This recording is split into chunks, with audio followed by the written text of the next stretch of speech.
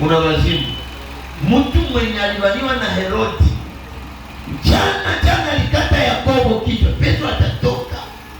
Haleluya. Hapa ndio kwenye kuko maombi yetu, tutaomba magharibi. Haleluya. Bwana asifiwe. Kanisa kasahau kwamba Mungu mwenye banaamini, Mungu mwenye piko banatumikia, malgré Herodi komesha, malgré Herodi ko mfalme, malgré Herodi ko na cheo, Mungu iko zaidi ya Herodi. Haleluya.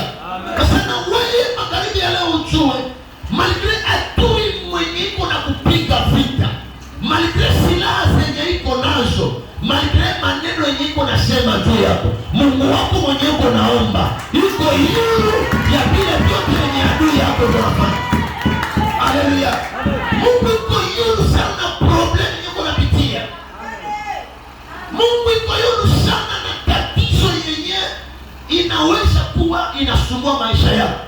Mungu iko huru sana na adui mwenye kuna kuchimbia shimo uangamie. Siku moja aseme amen.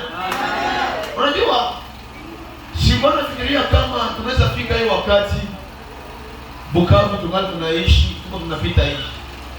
Haleluya. Haleluya.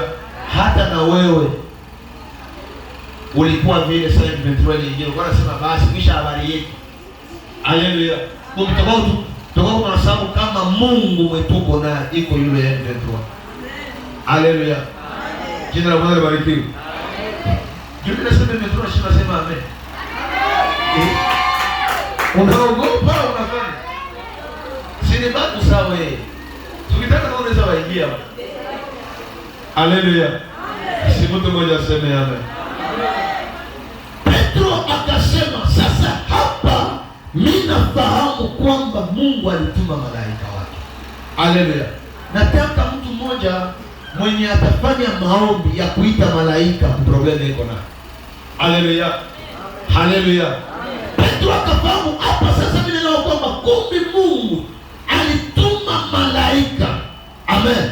Anitoshe mwaidi fungo. Sasa hata niseme kwa maisha yako, kama hauna nguvu ya kuita malaika, Mungu aliyeniita, Mungu mwenye alishimika madhabahu ya nuru hapa, ashushe malaika kwa maisha yako, aende kutoshe